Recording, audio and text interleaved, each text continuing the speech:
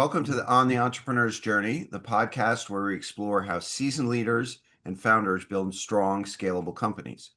I'm Peter Santry, a former Wall Street exec turned leadership team coach, and today we're diving into the world of law firms and operations.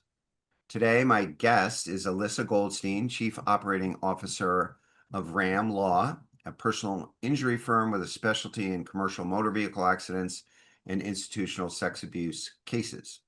Alyssa's journey is a compelling one, and in this conversation, we'll explore her rise from the front desk to the COO seat and lessons from scaling a contingency-based law firm, which presents unique challenges, building credibility and authority in a partner-led business, and how Ram Law chooses the right clients and cases to fuel their growth. And then we'll talk about Alyssa's vision for the next 3 years.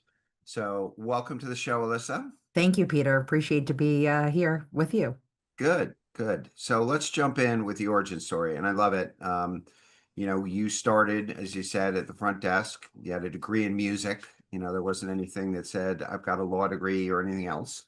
And how did you migrate up to the CEO of Ram Law without a business degree, no law degree, and as I said, the background in music? And what did the journey teach you about resilience, opportunity, and leadership?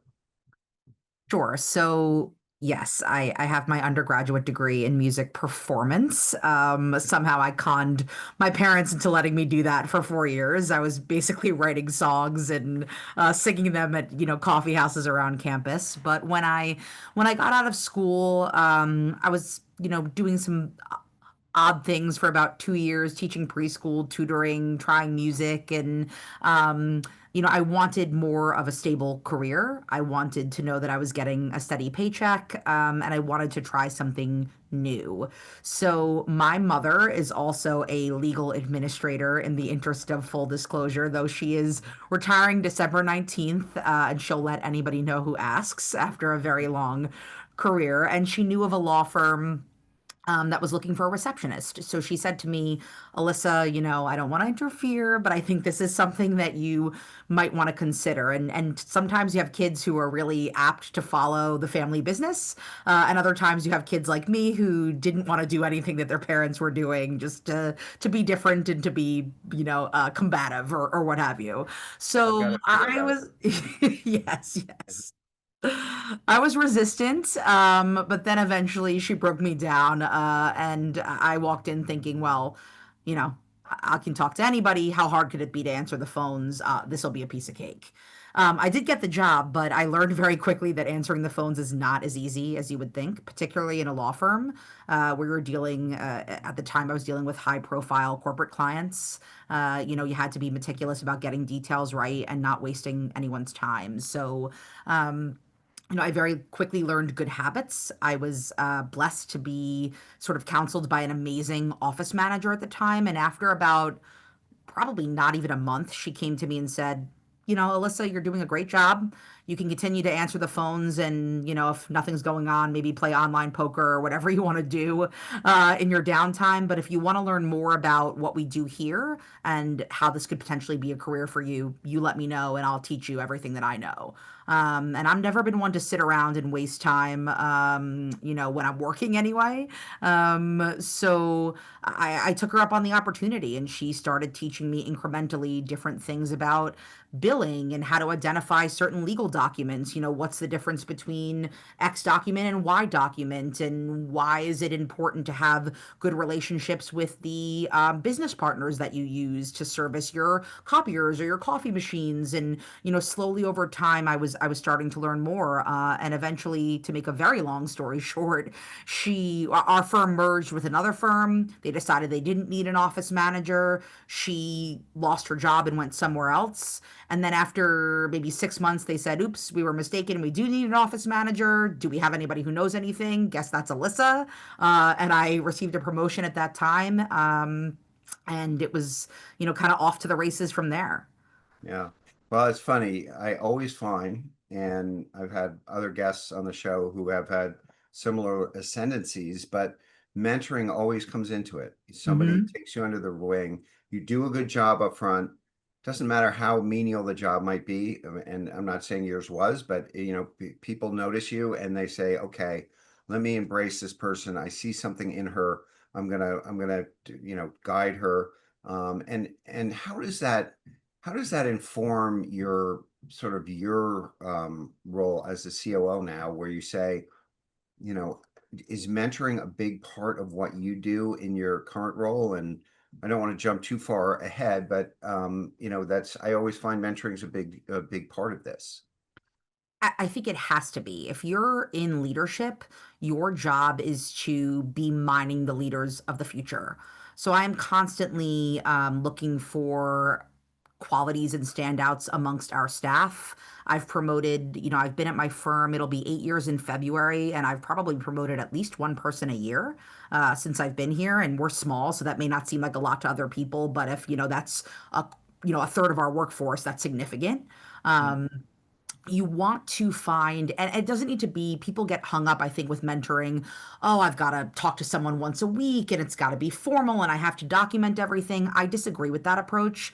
I think there's many mentoring opportunities that can happen just by teaching people, well, here's one term you didn't know, or here's why I'm doing X. I work very closely with my receptionist now, having had that background myself, but she is sort of my right-hand woman. And if I ask her to do something, I generally am explaining why, even if it really has no relevance to her in the moment and she'd probably prefer that I just give her the task and move on. I'm taking that opportunity to explain to her the relevance of this task to our larger environment and doing that with staff in other capacities too, so that the more people know about the interconnectivity and the way our law firm is working, the more bought in they are and willing to, play ball with us. Okay. So you move away from the corporate law firm, you shift over to Ram, and you're in what? Tell me a little bit about the decision there and why you did it. And corporate law and personal injury, totally different. The only thing that's the same is the law. I mean, everything else is probably pretty different. You could explain better than me. But what did you see that you liked? Sure. Well, I had some stops at some family law firms, divorce, custody, things like that along the way. And um, the short reason why I came to this firm was because the firm I was at prior had two partners, and one of the partners was appointed to the bench to be a judge. So that firm was closing, and I was losing my job. And I kind of put out an SOS to my network, and someone, the former firm administrator at Ram Law, reached out and said, hey, I know we've met a couple of times over the years. I'm thinking about retiring in short order. You're looking for a job based on what I know about my guys and what I know about you. I think you would be a good personality fit. Why don't you come interview? I was hesitant to do so because it's about an hour one-way drive from where I live to where I work. So that wasn't something I was, super eager to sign up for. But she convinced me to do it. And once I sat down with my partners, I realized that the area of personal injury law had a lot of potential for me to hone my business skills because, I know we'll talk about this at some point. The contingency model is unique. We're not driven by the billable hour like a lot of firms are. It would also allow me to hone some of my marketing skills because that is a differentiator in our field.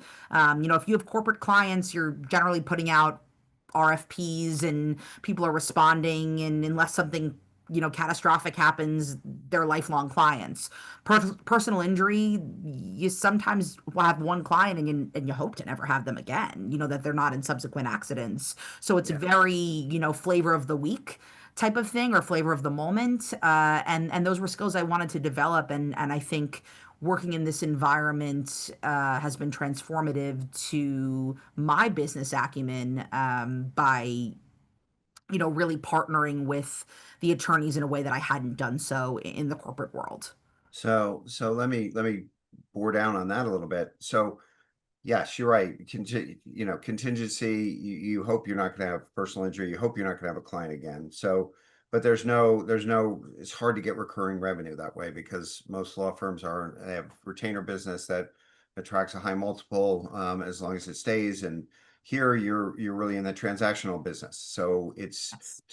you had the getting of the work is a very central role in a firm like yours. So tell me about the difference between a contingency law firm and a regular old, a more conventional retainer and some obviously some new business development. But tell me how that they operate differently for you. Sure.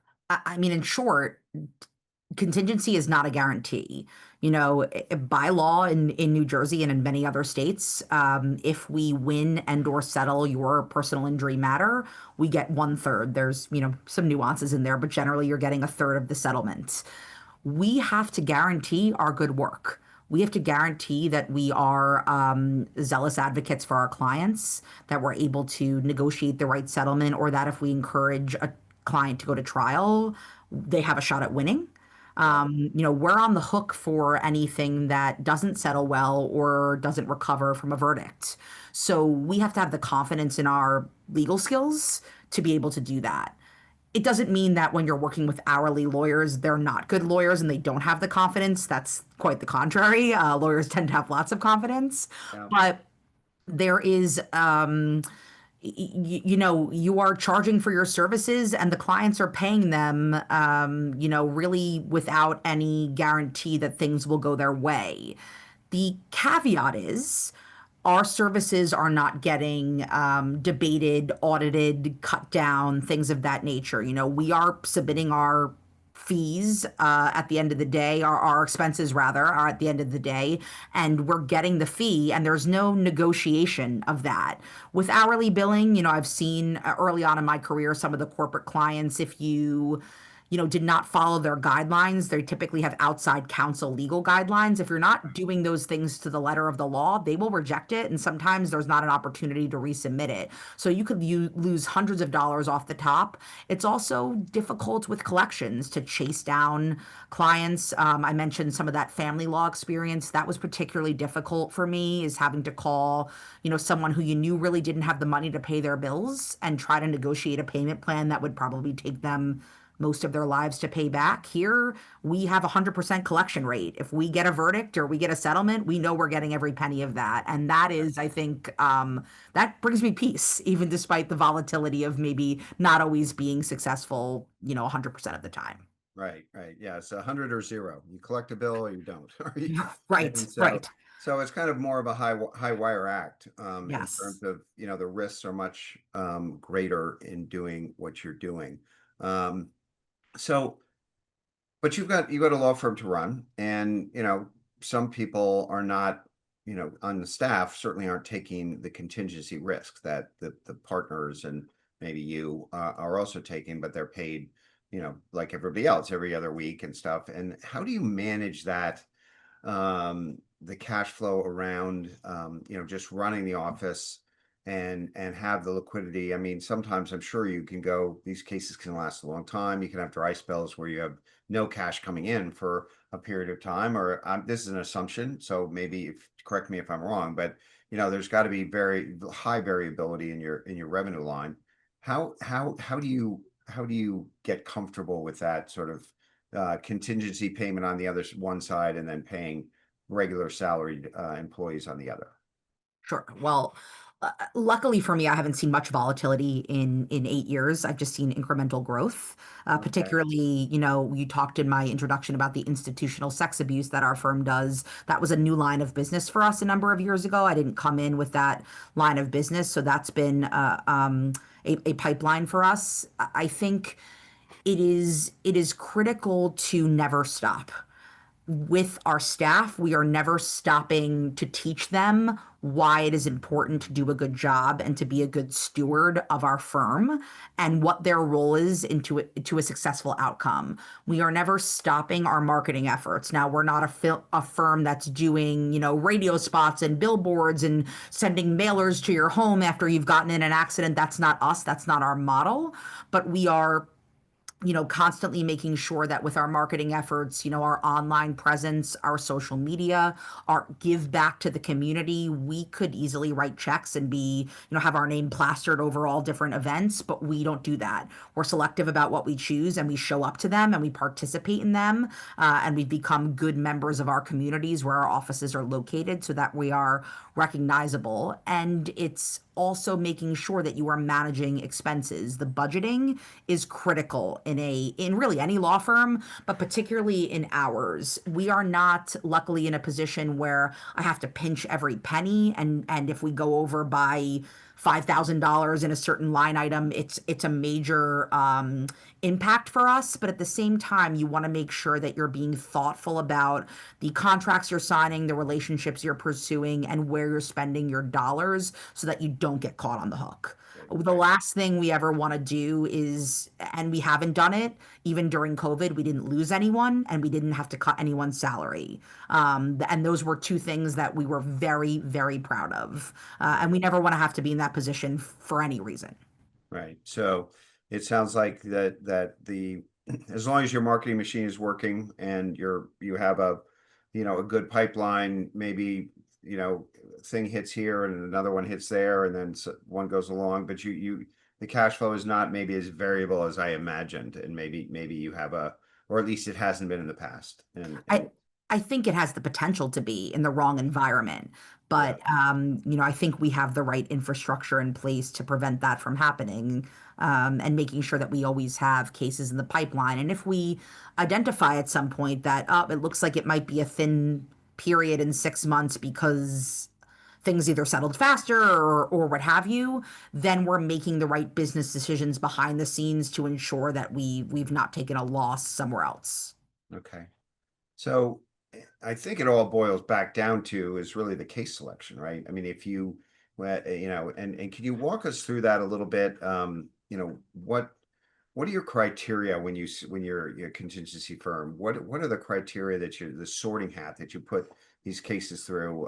And maybe you could give us an example of how that would work in the real world here.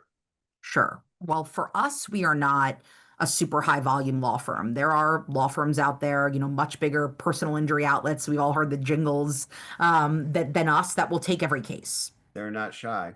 No, but they have the infrastructure to do so. For us to take every case with about 35 people would be unrealistic, and we wouldn't be giving good client service. So we're selective about the cases we take insofar as setting a threshold. We want to evaluate a case when it comes in to make sure that from an insurance standpoint, the coverages and the limits of liability people have will result in a minimum recovery of X. I won't share that specific amount, but every firm should be setting a threshold, particularly in personal injury, saying that if we don't think your case is worth at least X, it is not the right case for us. And we have, not me, but our partners and our attorneys have those difficult conversations with clients all the time. You know, Hi, client Y, you have a case, but it's not the right case for our firm. Here are some referral partners that we work with regularly who we know will do you service that you deserve. We are lucky because we have certified civil trial attorneys in the state, which allows us to both receive and pay referral fees. So, having great relationships with other firms and trusted attorneys allows us to refer those cases out. And when they settle, we get a third of the attorney's third that they receive. And we give out plenty, No, I didn't think lawyers could do that.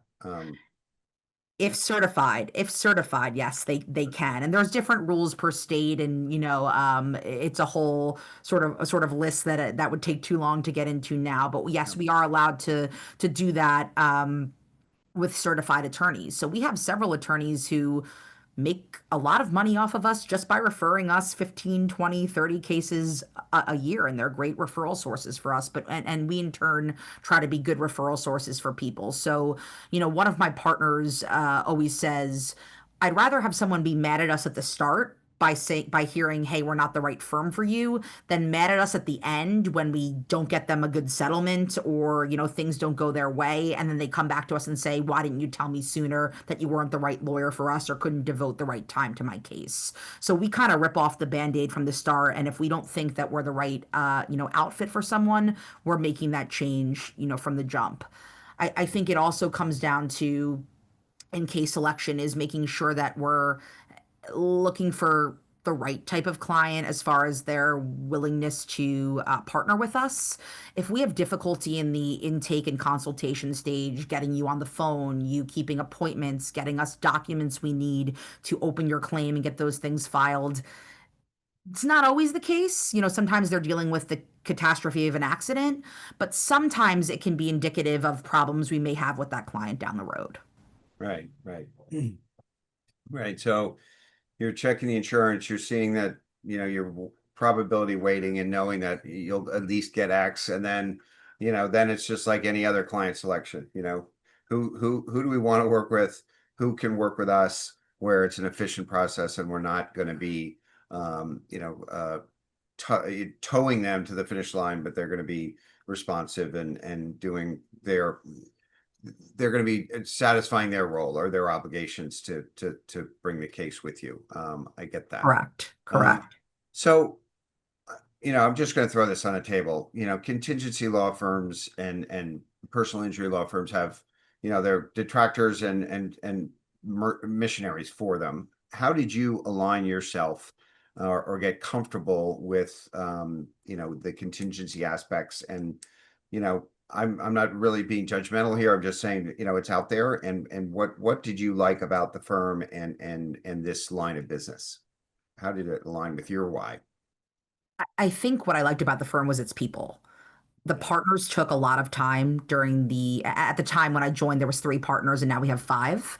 But when I joined, I didn't just come in for an interview to check boxes. We really spent time together in several conversations Mhm. discussing the goals for the firm, my background, what I could do to lend value, what I would hope to be able to do to lend value that maybe I just didn't have the opportunity to do yet in past roles.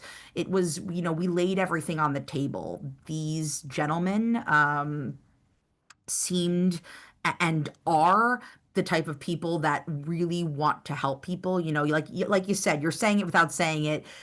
Sometimes personal injury firms get a bad rap of being, ambulance chasers, again, just out for every buck. As I've already told you, that's not us. We are looking to make a difference in people's lives in a positive way. And I could really feel that in the conversations that I was having with people. I've seen attorneys come back from trial or from a settlement conference, with a successful result.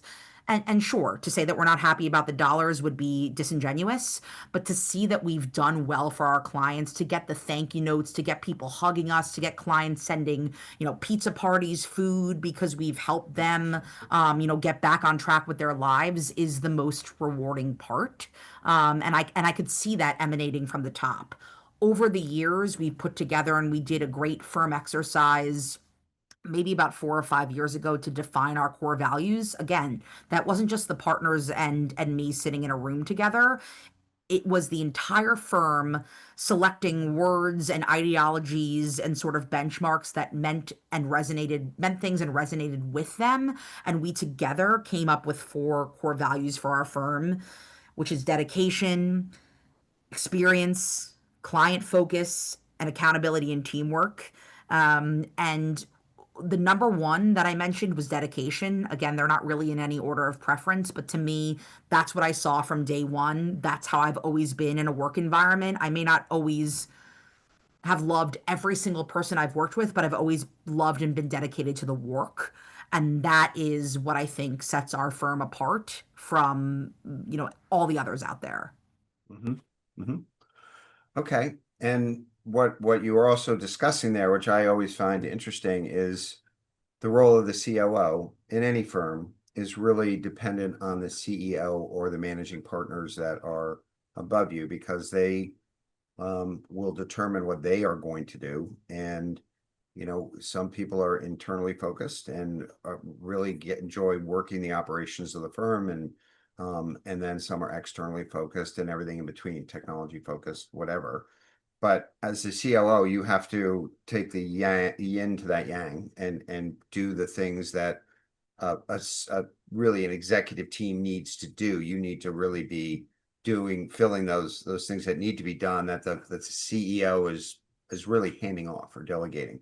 So it sounds like by your process, when you dealt with those five partners, or three at the time, now five, that you were able to iron out the roles and responsibilities that were falling to you versus what they were doing, and sort of defining what good looked like for you as the COO. Is that was that a process where you really kind of divided the world and the responsibilities and what and sort of sorted that out in up front? Was that what happened? I mean, it's definitely grown and changed from day one to where we are now, almost 8 years later. Uh, Partially because of the number of partners. I speak with different partners about different things. It is in short how we've divided things. I make a lot of decisions on my own, or about 99% of a decision on my own. But there are certain partners, I have one partner in particular that I'll discuss financial issues with, and one partner that I'll discuss marketing issues with, and so on and so forth. But yes, we had to carve out roles and more importantly, an understanding and a trust and a communication style with one another. There are times now that I walk into a partner's office and say, "Hey, we're doing this. You may not like it, but this is the best decision for our firm." And we have to be comfortable having that healthy disagreement, knowing that at the end of the day, the bottom line goal is to do what's best for the firm. There are times where they'll say to me, "I want you to pursue this," and it may not be something that I'm particularly interested in the moment or something that I 100% am behind. That doesn't matter. My job is to do what I'm asked and to make sure that unless it's opening us up to some major vulnerability that they haven't identified, and usually they're pretty thorough, that I'm doing it also, again, with the benefit of the firm in mind. So I think for us, it was more, or I should say, less about establishing, you're doing these five things and I'm doing these 10 things, and more about here's where we want you to keep your eye on things. Here's where we want you to come back to us and discuss things. And there shouldn't be any periods of time where we're not communicating with each other about what's going on from the business side of the firm. Yeah. And certainly, there are decisions that you can make on your own, and then there are those main trunk or root decisions that need to be socialized to the partners. And so am I right to say that, a lot of the work delegation and making sure that the operations run smoothly around assigning work and getting things staffed and making sure that the workload spread evenly and you're delivering efficiently against what your expectations are for the revenue associated with a company really falls in your lap? Is that a primary role that you have in terms of the business? Yes, I always say that I do. If I'm meeting someone and they're unfamiliar with the law firm environment or unfamiliar with the COO, I say I do everything to make our law firm run but practice law. Right. So I have my hand in everything, even if I'm not the day-to-day button pusher or executioner of a particular task. I should say executor of a particular task. Yeah. Executioner would be a different thing too, and I guess maybe there's times for that. I need to know what's going on. But it is a fine line because you can very quickly veer into micromanagement like that by becoming too concerned with the details. It is also about, you said the staffing. Yes, hiring the right staff, having the right infrastructure, knowing that we have trustworthy people in place so that I can get reports and then in turn consolidate those reports and report back to my partners and things like that. And it's not everybody getting involved in every detail. I think that firms get lost. They say they want a business person, whether that be an office manager, a firm administrator, a COO. Sometimes different firm constructs have different titles. But if you're not really willing to let go a little bit, then yeah, at the end of the day, there's no point in bringing somebody in. So you have to kind of give over those reins and say, yes, I know my name's on the door, but my job is to be a lawyer, is to generate business. And when it comes to running the business, I don't need to be involved in every single facet Right. of it. And they're going to delegate and let go to you. So that's interesting. I've learned so much around how a contingency firm really works, because I imagined these feast and famine cycles, and obviously you're marketing all the time. That's your lifeblood. You can't not market because you don't have that recurring revenue stream. So you've got to be on top of that, and then you have to just make sure that you're executing that pipeline, so to maximize profitability without micromanaging your people, which I think is awesome. So let's talk about the future. And you've been on a pretty good growth trajectory. What do you see, and what do your partners see as the next 3 years, and where does this go? Is this something where how do you grow in terms of your practice, and how do you make the pie bigger? I think it's growing smart, or smartly. We see, especially in personal injury, that firms tend to acquire partners, other law firms, merge a lot. Especially in this day and age, it's law firms are very competitive and they're trying to form these super groups sometimes to corner the market. For us, that's not necessarily our goal. I mean, we did bring on 3 new lawyers in the past year, because we got to a place where our current lawyers had too high of a threshold of cases, and we don't want anyone to feel overwhelmed. So I think to continue that incremental growth is important. As I mentioned, the firm was smaller when I started. It was maybe around 20 people 8 years ago, and now we're at 35-ish people. So we've incrementally grown. And I think that is part of continuing to do what we do. The second thing is to continue to become the subject matter experts that we are becoming in the areas of commercial motor vehicle accidents, institutional sex abuse. We have a new partner with us now, a new of counsel attorney, I should say, who specializes in medical malpractice. So perhaps carving out some sort of role there, although those cases are very hard to select. They're usually ones that require a heavy level of evaluation, but we want to be the leaders in those fields. Attorneys know to refer those cases to us, but we want anybody, kind of out there in the public to know that we stand for X and we are able to help you with this case better than any other lawyer out there in New Jersey. So that involves us continuing to do our marketing, to continuing to put out the content. Again, it's not just blank check marketing, it's really educational marketing to speak and teach and do opportunities like this. I am a representative of my firm here today, and proud to do so. And I think that is, part of our model. Selfishly, for me, in the next 3 years, I don't want us to scale too big. I have if I can plug something for 5 seconds, have a full-time volunteer job as well as my full-time paying job, and that's with the Association of Legal Administrators. It's a 9,000 person organization worldwide that basically teaches people how to run the business side of law firms. And I am stepping into their president role in April. So to do that job full time, to do my full time paying job, and to balance it all is something over the next 3 years as I move through the sort of president elect and president and immediate past tracks that I want to make sure I'm available to both entities as best I can. So I think that with a smart business plan of growing incrementally, it will allow me to do all those things, and also allow me the avenues between both things to continue to be another source of education and thought leadership for my firm.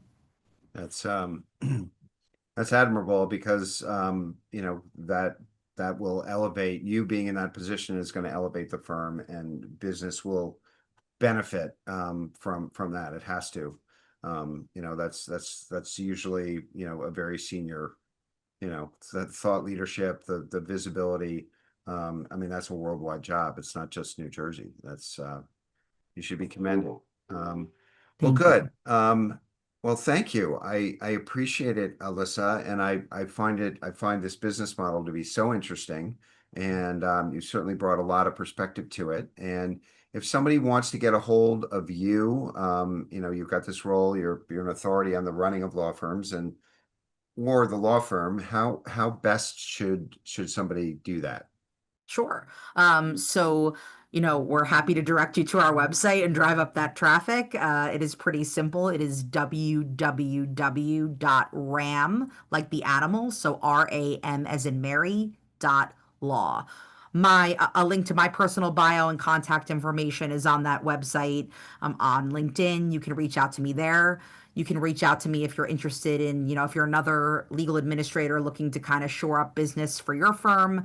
My contact information is also on the ALA, Association of Legal Administrators website, which is alanet.org. And I'm happy to discuss anything with anyone at any time pertaining to law firms because it is a true passion of mine. And I'm very lucky that my mom encouraged me all those years ago and that I had that great office manager who was a dear friend to this day. We play softball together recreationally, who really taught me kind of how to do this as a lifelong career. Right. Are you performing at all music wise, or is that in your past? No, I mean, I still write and play songs as much as possible. My days of really gigging have died down a little bit. I'm probably playing more, songs for my niece and nephew at this point. But music is always a part of what I do. And if you walk by my office at the right time of day, sometimes I am singing to myself. So I think we all do some of that. So, sure. well, thank you, Alyssa. I appreciate it, and thank you again to the audience. And we will see you next time on the Entrepreneur's Journey. Thank you, Peter. Thank you, everyone. See you.